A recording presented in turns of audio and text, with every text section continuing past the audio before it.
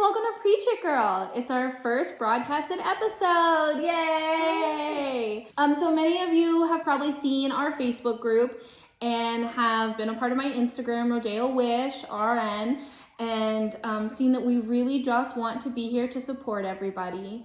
We ourselves have stepped away from healthcare, unfortunately, but want to find strength to feed to our healthcare workers that are still at the bedside and doing what we don't have the energy to do right now. And hopefully we can all kind of cycle in and out by supporting each other. So, yeah. Anything you want to add to that, Crystal?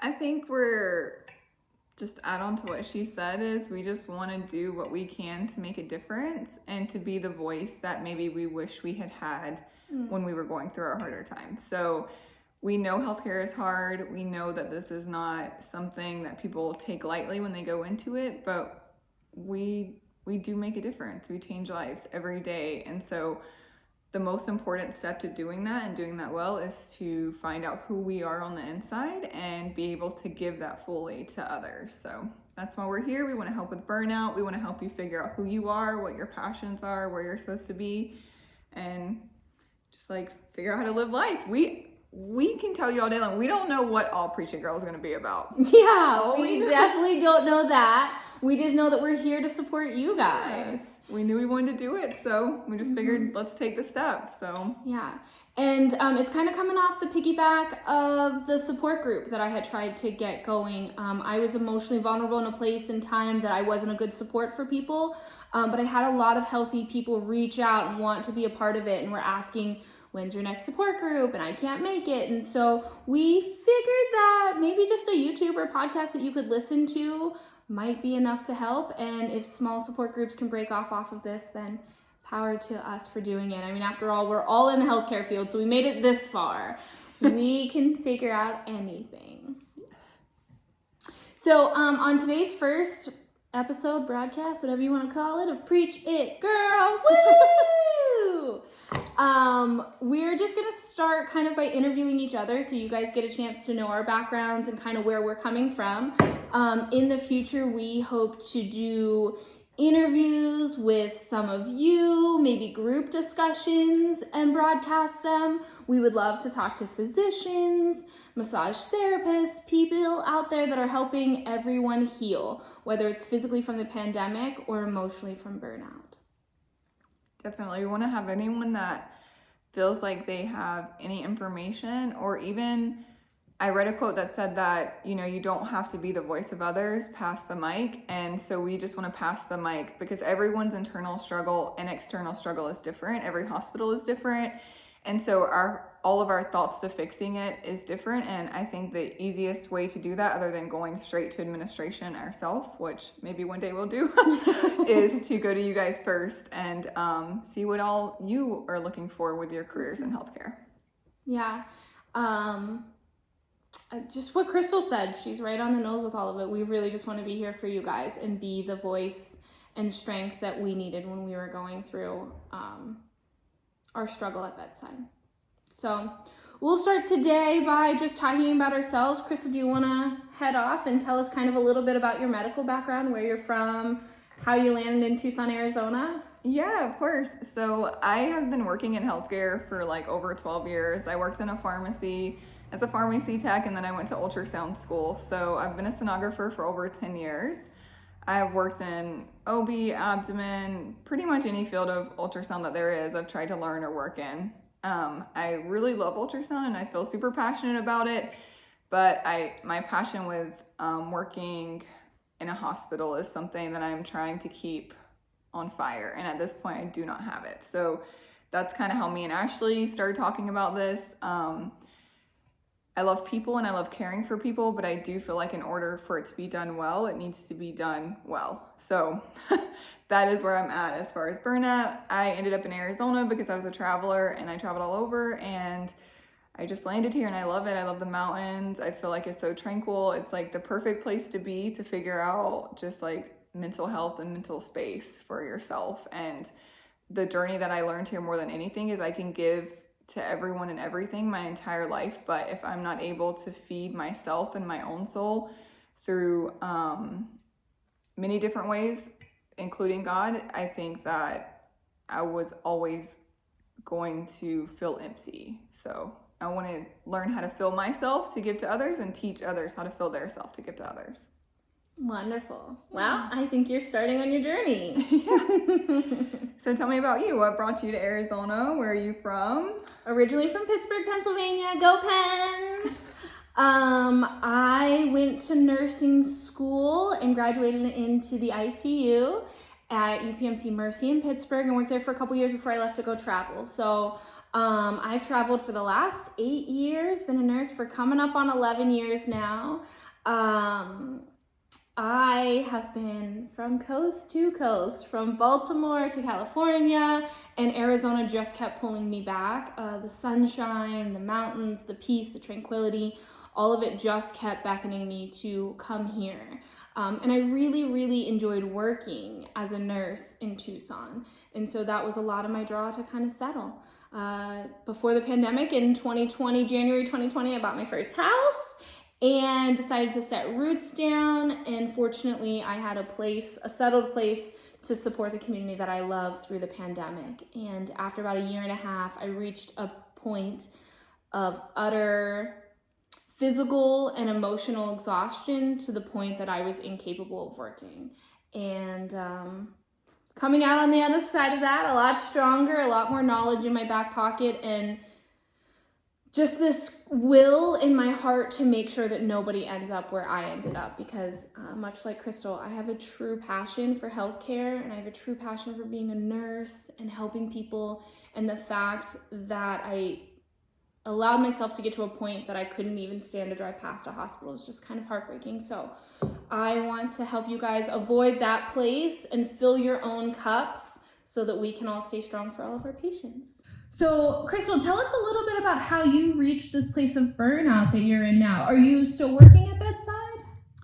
I still take call. So I do work for a hospital in town that I take call at and go in as needed. I do not work in a hospital full time. I was a supervisor for an ultrasound department and I love the job, but I realized even more that my goal was to get into administration to make a difference. And I think that's when I hit true burnout. I felt burnout before I went into that. I knew I wanted to make a difference, and I felt the drive for the burnout. I was like, but if I can do this, I can fix this. And if I am in charge, I can make a difference. And the more in charge I got, the more I realized you're never in charge. You're never administration. I'm never going to be in the C-suite, and be doing ultrasound. So when that realization came to fact, I started to get really discouraged. I started to feel like a lot of the questions I were asking were for basic human care, for basic care for patients. I was that annoying girl at every manager's door talking about all the things that needed to change, or sitting in the ultrasound department talking about how we need to do this different and that different. And people just expected you to wanted to patsify it, band-aid it. And money was more of a mission than people. And I did not go into ultrasound to make money. This is not, no one is going into our fields to get rich.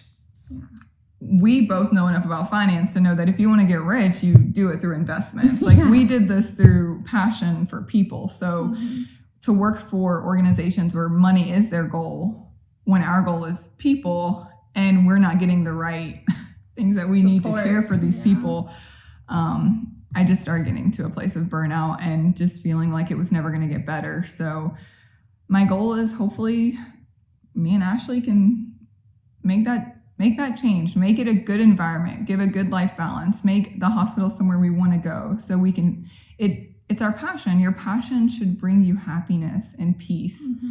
And when you're truly doing it the way that it's supposed to be done, the way that God has it and is meant for it to be done, then I truly believe that you will feel like you're where you're supposed to be. So I got to burnout, I'm overcoming it, but I still hope to make it. I hope, Ashley hopes, we all hope, I think everyone in healthcare hopes to make a difference in the future of healthcare, not just for the sake of the employees, but for the sake of the patients. Yeah. Amen. I think that's what's really at the root of it.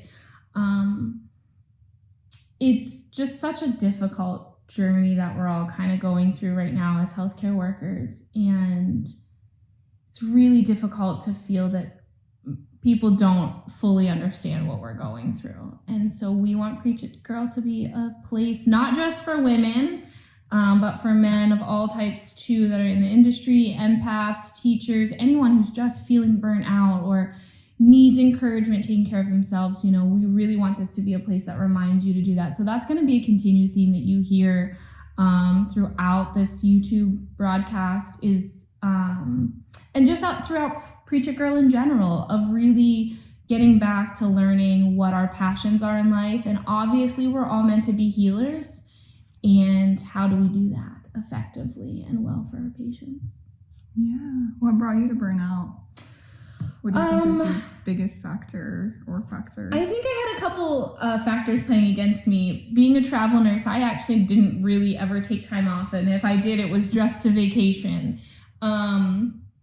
And the ways that I thought I was pampering myself and treating myself were not actually the ways that were filling my cup. And so I did all these glamorous things as a traveler and had all kinds of adventures, but I was really just burning the candle at both ends. And the healthcare system was changing rapidly.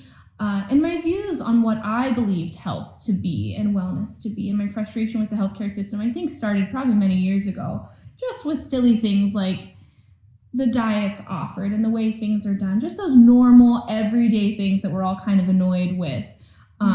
Built along with my burnout through traveling, and the intensity of working in an ICU that I never stepped away from, and I really should have, to get a break.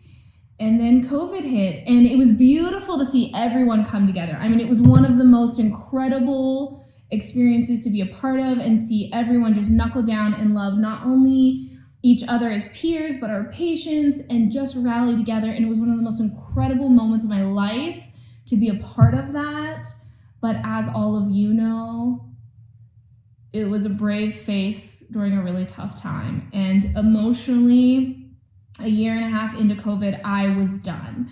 Administration was coming around, and the girl who would please everyone was suddenly mouthing off to administration and just being very difficult because I was so frustrated with the system. I was bringing a lot of negativity into work, and I wasn't that happy, bubbly, helpful peer that I wanted to be. And I wasn't the hold the patient's hand a little bit extra just to comfort them kind of nurse anymore.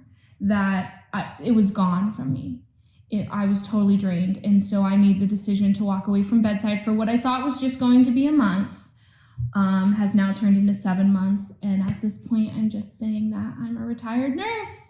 And I've transitioned into the field of nurse recruiting. So I'm helping travelers get out there and hopefully speak for themselves, advocate for themselves, hopefully can shed some light on what I think good contracts are, bad contracts are, and really just support nurses while they still have the passion for nursing and want to go after their travel dreams. Because it really is a wonderful experience. This career is amazing. And I know that people are here to help. So I just want to be able to fuel your fire while you're out there helping, since mine's not quite even as bright as this anymore. So do you feel that you have a future in healthcare, or kind of where do you see the future of healthcare going? What are your thoughts on that right now? I know everyone kind of has a different opinion or viewpoint. I don't know. I have learned that anything I plan doesn't happen the way I plan it, so I try not to plan a lot anymore.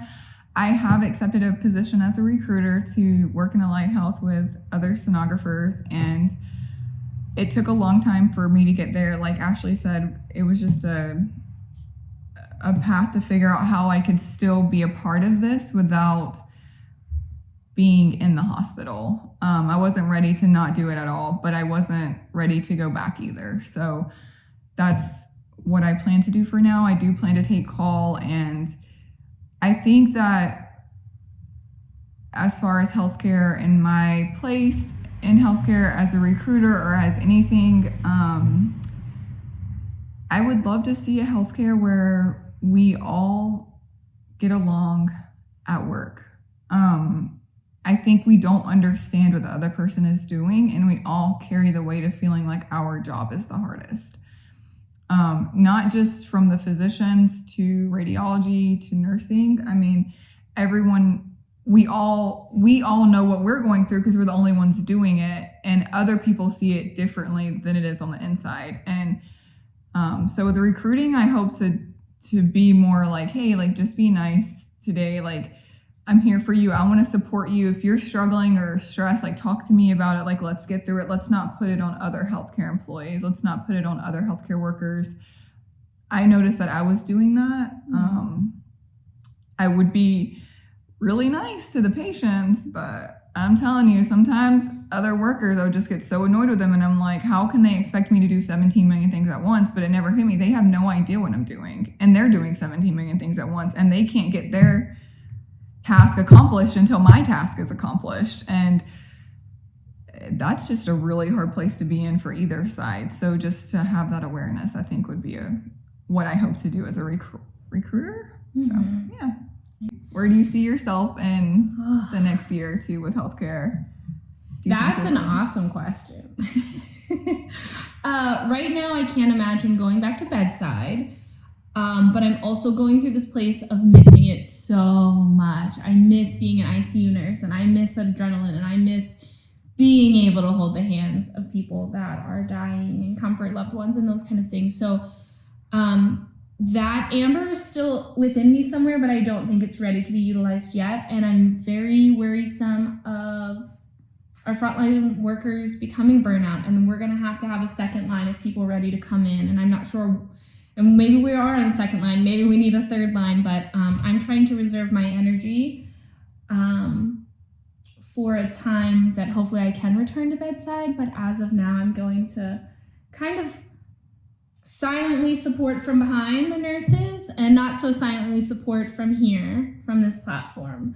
I think most people know me as a bubbly, loud kind of cheerleader. And so if that's what I can be for you here, I just want to join you at work, cheer you on, tell you that you're doing great, remind you that you're an angel on this earth. The fact that you are there caring for people prior to the pandemic, but the fact that you're still there now is impressive. And there are people that really honor you for that and want to support you in any way that they can. So I think the future of healthcare is really up in the air. I think we've reached a point where we're kind of in a balancing act, and with a strong enough voice, we can really make healthcare what we see it. And I know that from our viewpoint, we just want a safe place for people to get better. And so I think with a loud enough voice, we can do that. And I also think that educating people on self-care and health and wellness at home will keep a lot more people out of the hospital during and hopefully post-pandemic, is just using our nursing and healthcare backgrounds to educate people on really caring for themselves. So, and hopefully not needing the place where they need a nurse at all times. What do you think is the most important thing that can be offered, or that you can offer to other nurses, or that nurses can offer to people that they work with? What is something that we as healthcare employees or people that we know, what is something that we can start today and do now to make a difference in our day-to-day lives? Yeah, people are not going to like this answer. I'm warning you now. All of you are going to say, no, I can't say no, but say no. Stop picking up the extra shift. Stop feeling guilty for doing things. Stop beating yourself up. You are the only person who knows your limits. You know what you're capable of. And if your cup is not full, or if your cup is totally empty, why do you have any business helping somebody else out? There will always be other people to step in. We are ready to step in when that time comes. So when the time comes for you to say no, say no. Don't pick up that extra shift. Don't work overtime. Say no. Stay home for an evening. Rest, relax. Say no to going to that dinner that you were invited to, just so you can stay home and take care of yourself. I think that's kind of the biggest lesson that I've learned, is just to say yes to me before I'm able to say no for me, if that makes sense. But what is your piece of advice to share? Oh, I definitely agree with exactly what you're saying. I think we have this mentality as healthcare workers because we are here to give. We are givers. If you go into this field without being a giver, you're not going to make it long in this field. You will be out very fast. You will be doing something completely different, I have a feeling. So as people who are givers, we are the people who have the empathy to say, it's Christmas, I'm going to pick it up because I don't have a family and they do, and they should be able to be home with their family. So then you end up working every Christmas for 10 years. Or this year I finally was like, I'm not doing Christmas. Like, it didn't even, and then so good for you. Yay, preach it, girl. So, or the weekends, or like knowing that another person is out and feeling like it's your responsibility to take that on. At the end of the day, you can add up the money and it sounds great, but I don't know about you guys, I've never had a check that felt super different. Unless it's unless I got like a $90,000 check, I don't think a couple $1,000s is going to make a difference. And when you start working so much, you're paying so much in taxes, your checks aren't that much different. Anybody who takes call knows what I mean. After you get to that like 7th call, you're like, all right, well, all these calls after this, I'm paying them to go to work at this point. So money is important, and there are things that you want, and if you're doing it for you because you want that money and you want to take that vacation or you want to take those 3 months off, do it, give it your all. But if it's truly not what you feel like is the best, then I ask that you say no. I know that can come off so selfish, but hear me when I say that if you are able to say no when it is not good for you, then you will have the opportunity to say yes so much more. And the more you're able to say no when your body needs it and to feed your soul when it is needed, then the more you're able to say yes in the times that it's extremely needed, and the longevity you're going to make it in this field. We've both been pushing over 10 years. I can tell you, it was hard at 4 years. It was hard at 6 years. I don't know what happened at this 10-year mark, but to those people out there that have been doing this for 20 years, y'all are godsends. You really, really are. I don't know how. I am so in awe of you, because this is like not a rat race that you never get to the end. It's like you're looking for the pot at the end of the rainbow, but the rainbow never ends. And the thing is, we have the opportunity for the rainbow to be the pot if we fill ourselves correctly. If we teach ourselves how to be and find who we are and find hobbies and passions and say no so we can stay and watch TV because we want to cram and not be around other human beings, or you're extroverted and you want to go out to the gathering or the event or the festival. Doing those things, man, it will make all the difference. And then when you go into work and you have that full cup and that wholeness, you will give it to everyone around you, and then you will give it to all of your patients, and the type of care that you give will be just beyond anything that you can imagine. So say no when you need to, so you can say yes later. Amen. That is the best message, Crystal. I think that's what we all needed to hear 10 years ago. I needed to hear that. I wish that was a class in nursing school, because that would have really helped me along the way. But I think that everything happens for a reason. And right now we are seeing a call to arms of people to stick up for themselves. And that includes our patients. Sometimes I feel like we just don't want to look at the patients objectively, but sometimes setting a good example for them and saying, you know what, no, I'm not going to run myself to the ground and get sick. I'm not going to continually abuse my body, and I'm not going to go to work 4 weeks after my knee surgery because my nurse would tell me not to.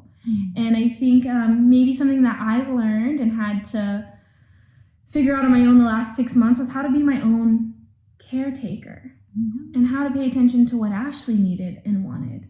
And it was funny, when I needed to be my own nurse, I was terrible at it. I was not taking my medication on time. I was not drinking the water that I needed to drink. I was not doing the physical therapy that I needed to drink because I was just drained. And I think once I was able to step away from so many people needing me and realize that I was my patient first, and really started putting that love and compassion into myself, now all I want to do is open doors for people, and I'm back to smiling and saying hi to strangers, and so I'm starting to feel myself come back around. So I want to put so Preach It Girl, the name is Preach It Girl, but not because it is a religious in any way.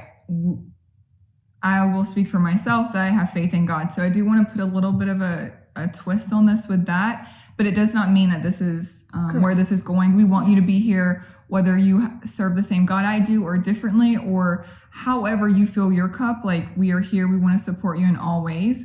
I want to talk about this because it's something that I do wish someone had told me as a believer a long time ago. In Christianity, there's this idea that you give.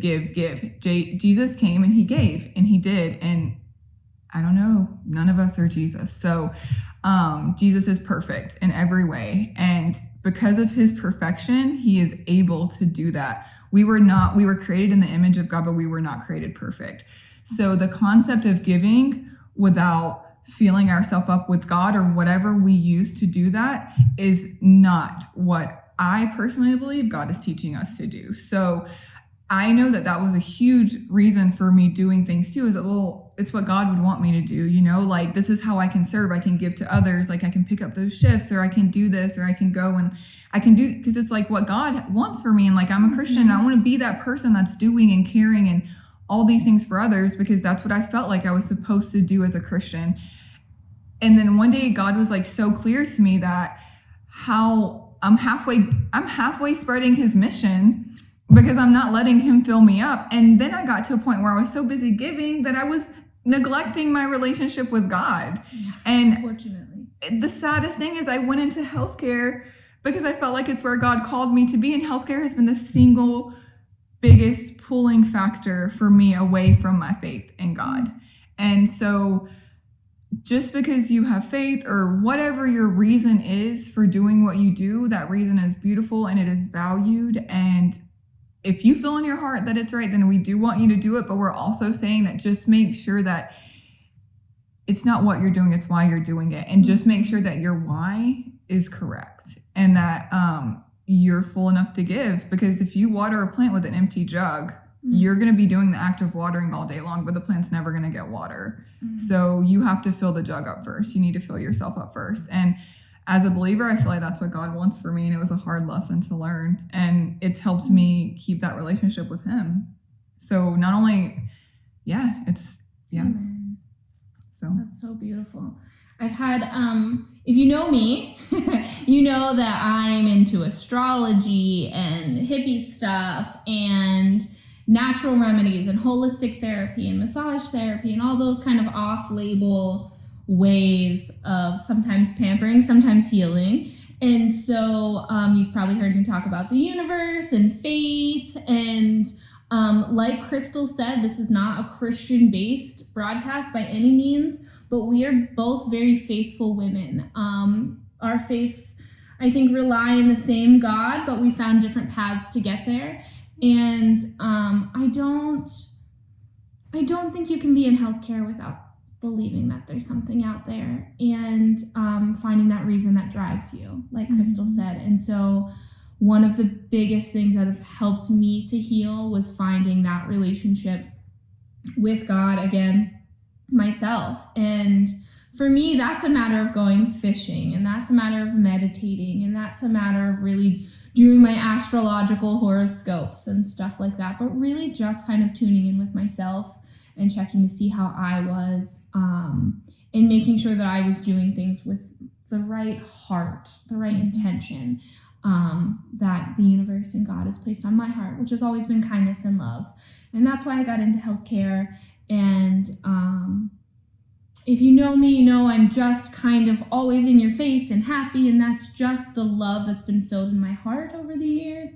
And unfortunately, that's really empty right now, but we're working on filling it up again. And it definitely comes from a place of saying no and saying yes to whatever voice is inside you. So I think that's kind of what we want Preach It Girl to be. We are open to any recommendations, any questions. If you guys are like, we want a roundtable respiratory therapist, like, yes, let's do it. We will broadcast anything. We want to hear from you guys. So we have our Facebook page of Preach It Girl. Thanks to Crystal. She's the tech savvy one. So you can reach us on our Facebook page. Rodeo Wish on Instagram is mine. You can reach me there. And we have an email address, and it is preachitgirl, all one word, @mail.com. So hit us up, send us some emails, tell us that you like this, tell us that you hate it, tell us that, do you want to see hot dudes? We'll put some in the background, whatever.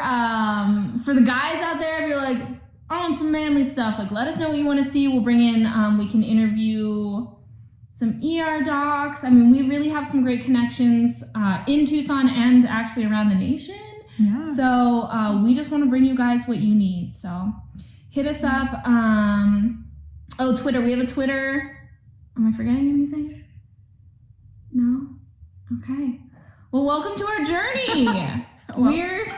We're doing it. We're all in it together. Like, we're all starting at the same time. We may be on this end of the camera, but we promise you guys are just as much of a part, if not more. And we want it to be for you. Yeah. We don't want it to be for anything other than you. And the only way that we can really do that is to know exactly what you need. We know what we've needed, and we know how to talk about that. But there are things that we haven't felt that you guys have. So just, I mean, like, we're here for you. Even if you just need someone to talk, like, reach out to one of us. Like, we're here for you. I think that sometimes it can feel like you're the only person who knows what you're feeling or what you're going through. Because even if you work in a hospital full of nurses or a department full of ultrasound techs or work in a department full of CT techs or respiratory, you still may be the only person who saw what you saw that day. So that can be hard and it can be challenging, and to be one after the other and feel like you don't even have the opportunity to talk about it. Like, we're here for you. You can talk to us. And if you want to be someone who mentors other people, like, reach out to us. Like, we would love to have mentors and like connect mentors with mentees. If you've been doing this a long time and you've learned how to fill up your cup, like, reach out to us. We would love to link you with the right people who are figuring out how to do it, because this is a group effort. The quickest way for Preach It Girl or anything to change healthcare is for us to join together. Yes. We are in this together to care for patients across the nation, across anywhere. Like, we have to be a team. And the moment we work together and create a world together that we want, because it's like, what is the ants or the queen? Is it the ants or the bees? I don't know, whatever. The bees that all work together for the queen. Yeah, but it's like they could overtake the queen if they wanted to. Yes. Or like the ants, like, that work for the, like, bugs. I don't know, whatever. All I'm saying is there's a whole bunch of us and not as many people in administration. So the only way that they're going to make a difference or start changing the way they see things is if we start demanding that change. And so it's time to do it. We just want to know more information about how to do it. So let us know. What do you think? Yeah, we are so here for you guys. That is all the support group was. That is all this is. We just want to be your voice. All right, guys, thanks for tuning in. Stay tuned for our next broadcast, and we can't wait to hear from you guys. Oh, right, we're going to do a quick little meditation. You are welcome to leave now, but if you want to hang tight, we'll do a quick, like, 2 or 3 minute meditation, a guided meditation just to calm down. Yeah. So just find a little comfortable spot. If you're sitting at your desk at work, close your eyes, put your feet on the floor. If you're at home or sitting in your car, not at a red light, be parked. Close your eyes. Yes. Park somewhere, close your eyes, roll your shoulders a little bit, make fists with your hands, and then open them up. And again. And just try to zone in a little bit. Recognize where you are today. Is the sun shining? Is it gray outside? Is there rain falling? Does that make you feel good? Is it something that fills your cup? Is your cup empty right now? Sit with that question. If the answer is yes, then just tell yourself that you're going to do better about taking care of you first. Now, imagine a nice white ball of light sitting in the middle of your chest. This is your heart, your compassion, your passion for what you do and what you bring to the table. Have this ball of light scan up and down your body, slowly searching for aches and pains, searching for places where maybe a little bit of buildup of trauma or achiness has sat. And have that white ball, imagine it kind of cleaning up that negative, tight energy. And just imagine that ball traveling up and down your spine, around in your head, across your shoulders and your neck, around through your abdomen, down into your hips and lower back. And have that light travel down one leg to your toes and back up to your hips. And then down your other leg to your toes and back up to your hips, collecting all that negative energy. Maybe that ball is a little chubby right now or a little gray. And I want you to bring that ball of light right back up to your heart center. And I want you to imagine hugging that ball of light and just say thank you. Now let that light go, and it's going to travel up and out the top of your head. And all the positive white light is going to stay inside, but that negative, heavy, clean up weight that was added to your ball of light is going to lift out. And imagine it all just floating away, and that white light slowly, like a dying helium balloon, just drifting right back down into your heart center, where it falls into a little hammock, cradled. And now imagine that's you, and be kind to you. Nurse yourself. Remember that you need love and compassion and caring too. When you're ready, you can flutter open your eyes and take a deep breath. Thank you guys for what you do. The world couldn't be here without you. Amen. I mean, healthcare, like, you're the soldiers fighting the battle here at the hospital. So yeah, it wouldn't go without you. A hospital could not be open without you. So you're important. All right, guys, we'll see you next week. Bye. Bye.